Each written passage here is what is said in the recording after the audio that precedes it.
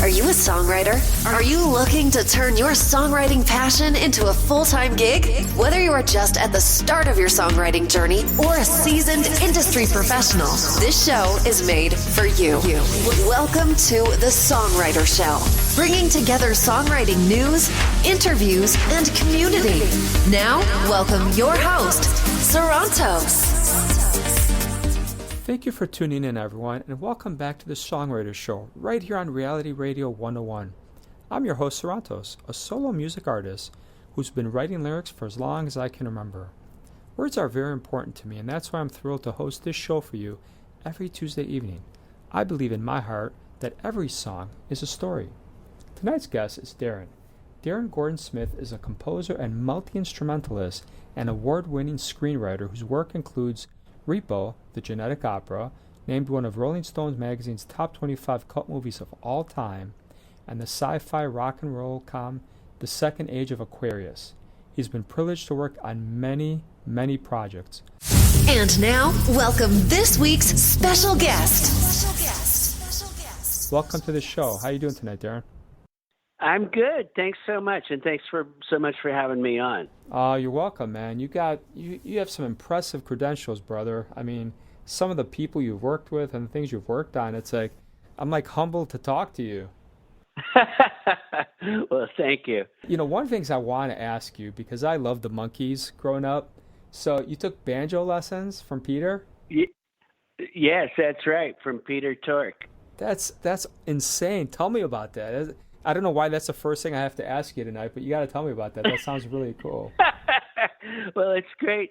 I had bought a banjo, and I had watched the movie Head by the Monkees, and I noticed that there was a scene with Peter Tork, and he's playing banjo, and it's like really great.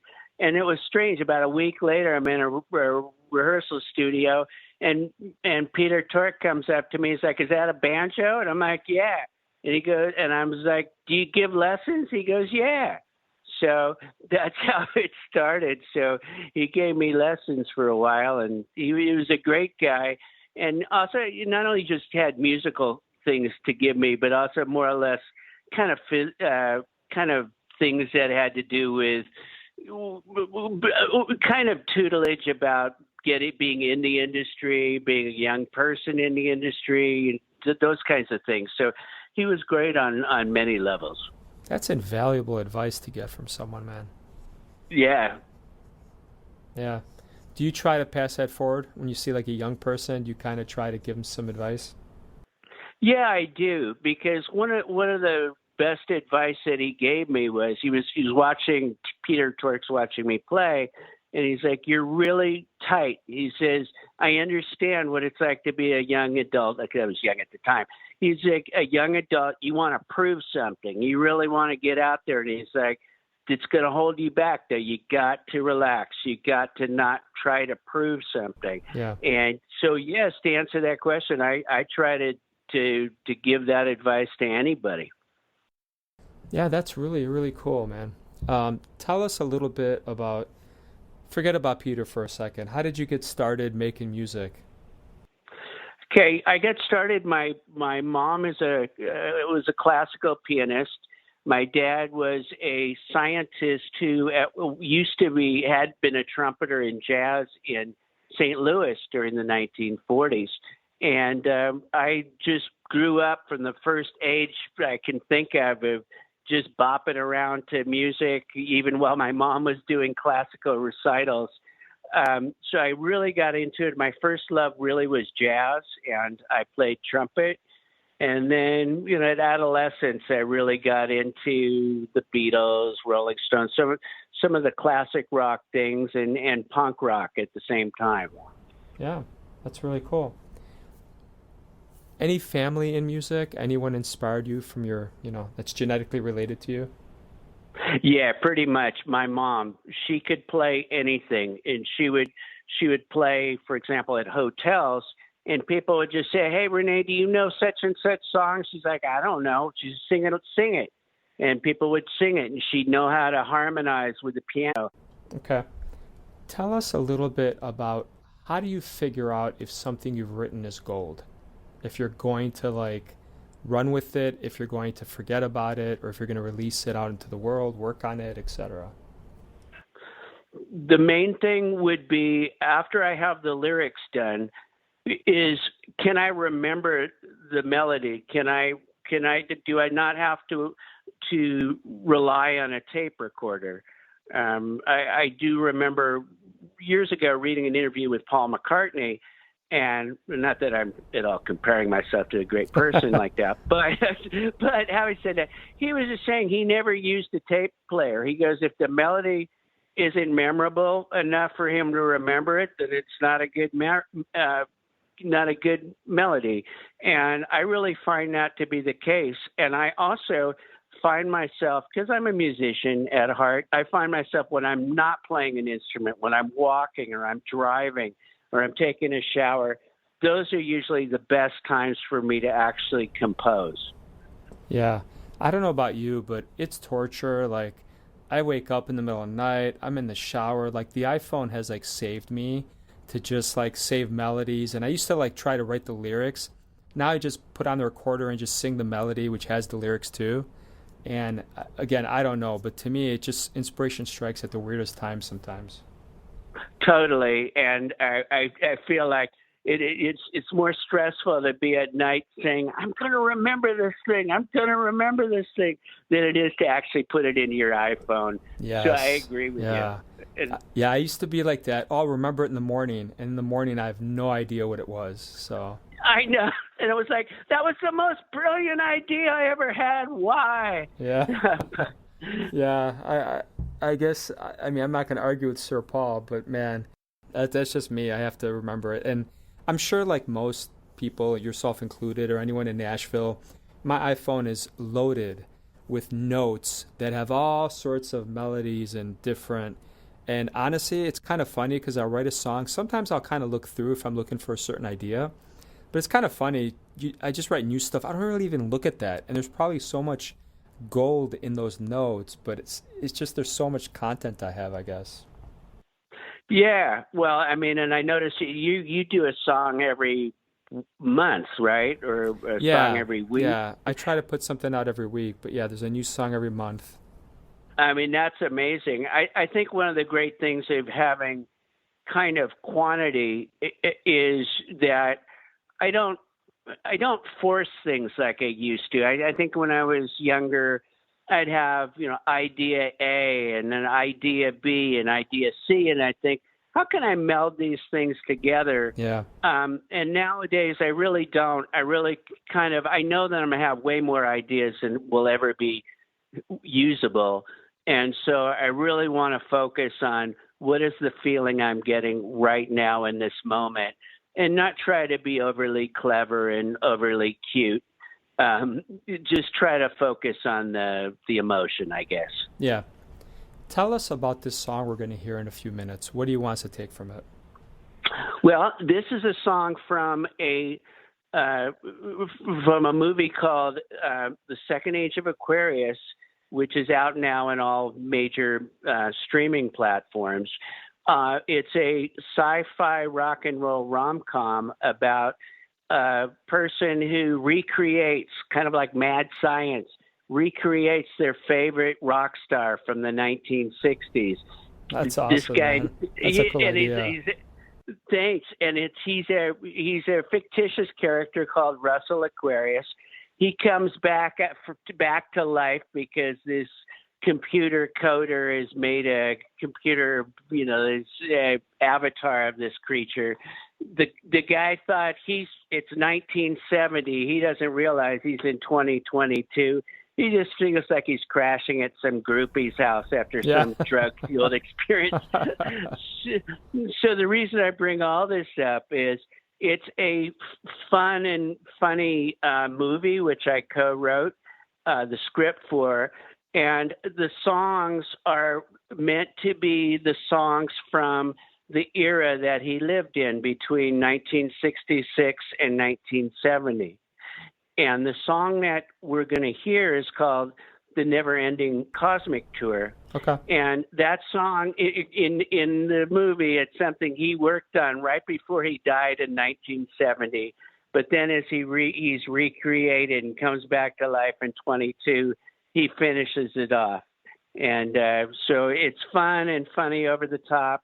And it's also kind of talks in a way about singularity and the whole idea of the merger of man and machine. Yeah, I get it. Okay, that's awesome, man. Tell you what, Darren, let's take a listen. We'll come back and talk, okay? Okay. All right, everybody, check this out. Here we go. Darren Smith.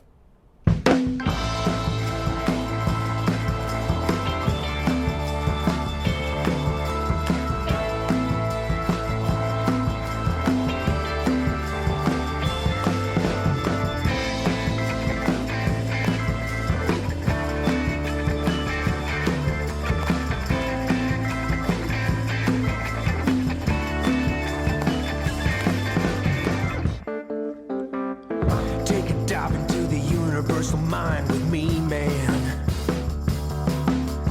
Ions digging ethers, it's a groovy cybernetic machine. Split this mothership and we'll sail upon the astral seas, babe. 69 dimensions every second, it's the ultimate scene. What killed me made me stronger, and I traded blood for circuits of lead. So shed your bones for silicone, jump in the mainframe instead. There's something better when we live together. We're gonna live forever. With our souls in the cloud, we're gonna float together in time. So let's fuse together. We're all gonna live forever. I'm melting down to the core on this never-ending cosmic tour. Divide, you'll see, yeah. It's the evolution, revolution, everyone is singing the song. Atomize the planet with your shrouded coat of mystery, babe. A symphony of digits in the mellow mix of man and machine. Can you feel the current of the 22nd century? Yeah. Don't wait until it's too late, the future won't set you free. There's something better when we live together. We're gonna live forever. With our souls in the cloud, we're gonna float together in time. So let's fuse together, we're all gonna live forever.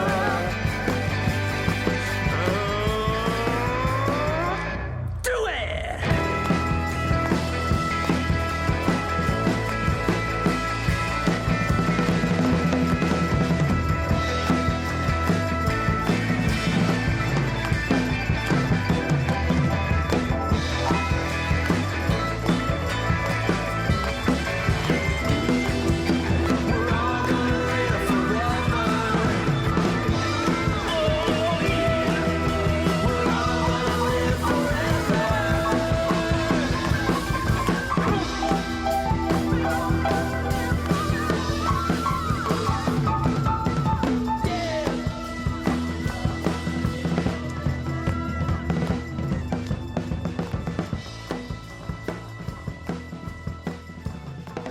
Darren, that was definitely an interesting song. How do you, it seems like you're talented enough to kind of do any genre you want. Is that fair to say? Or do you kind of try to pigeonhole yourself in a certain thing? Or do you feel like you can't do a certain genre? I think that I can muddle through just about any genre that's put to me, with varying success, of course. But I do music that's, in this case, these are 1960s era music, which I recorded playing vintage instruments and recorded on a lot of vintage recording gear. But I've also done more futuristic music, more industrial type music. And I've also, my wife, Nancy Long, is a singer-songwriter too. And we've done some 1920s era pieces. And so, yes, I do tend to write in different genres, whatever really whatever the action and story that I'm trying to tell will do it, because I totally agree with what you say in the beginning of your shows, which is that, every song does tell a story. And, how can I make this song be what it needs to be, regardless of what I thought it was going to be? It's kind of like a kid, you raise your children, but you raise your children to be the best they can be, and try to get rid of the pre-existing expectations you have of them. And, in a small way, that's how I look at my creations of music. Yeah, I think that's a great way to look at it. What's your favorite 80s jam? 80s jam? Yeah. Oh, I love the Fix. One thing leads to another. That's Red Skies at Night. Yeah, thanks. Yeah. And I'm actually working on a horror musical that takes place in the 80s. So I'm writing songs that's supposed to be from that era. Oh man, now that song is stuck in my head. All right. Red Skies at Night. Yeah. Tell me a little bit about you personally. What's your favorite type of food? Favorite type of food? I guess first thing that comes to my mind is Indian food. Okay. All right. What's the one show you're binging on right now? Either TV, movies, just anything that you're watching. Oh, just got done binging on Ned Lasso and Succession. Dude, Ted Lasso is awesome. I love that show. Isn't it? Isn't it great? It's such a good feeling show. It's got heart. It's an uplifting show, I think. Yeah. No, I definitely agree. I think it's a great show.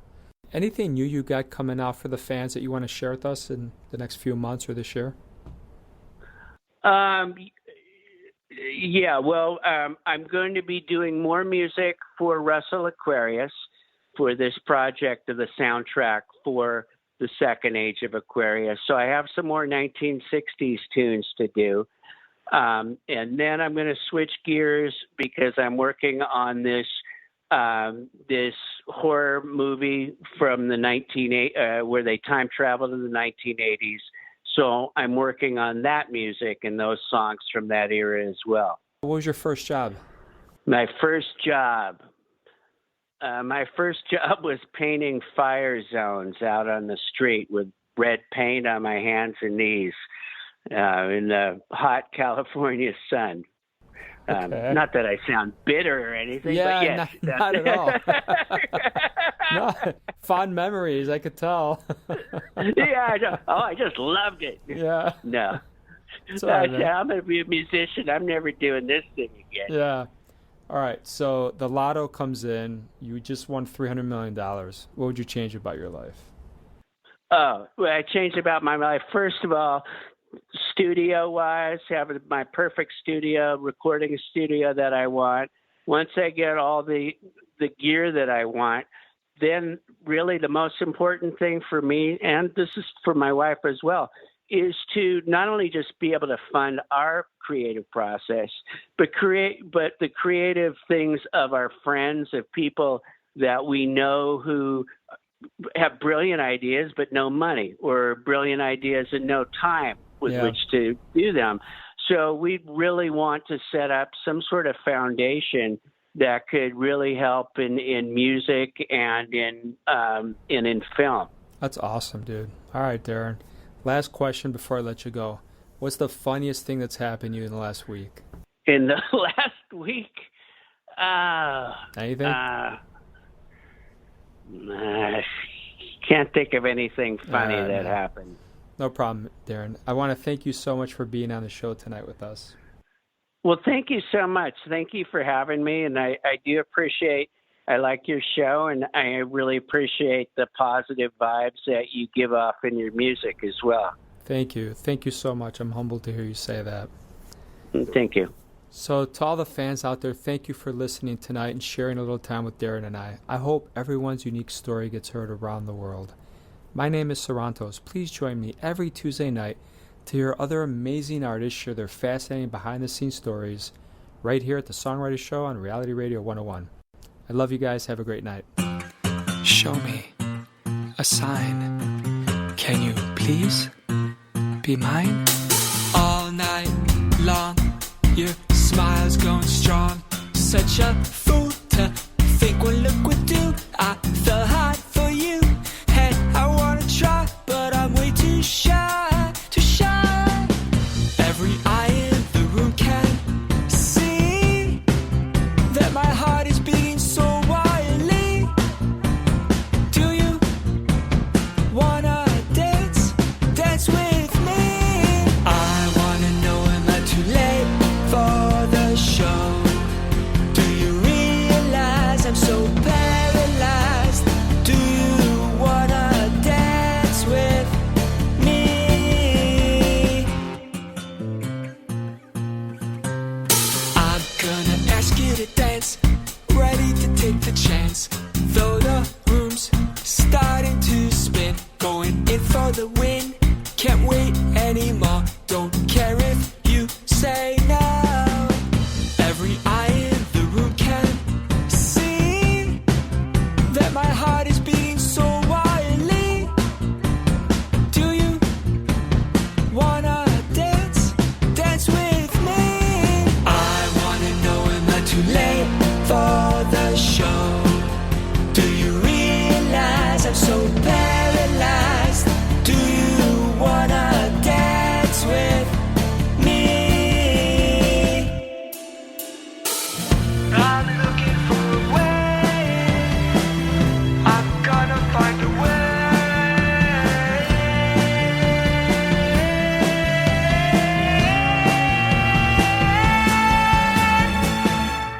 I wanna know, am I too late for the show? Do you realize I'm so paralyzed? Do you wanna dance with me? I wanna know, am I too late for the show? Do you realize I'm so paralyzed? Do you wanna dance with me? Wait. I wanna know, am I too late for the show? Do you realize I'm so paralyzed? Do you wanna dance with me? I gotta know, am I too late? Do you wanna dance with me? Do you wanna dance? Oh boy. Do you wanna dance with me?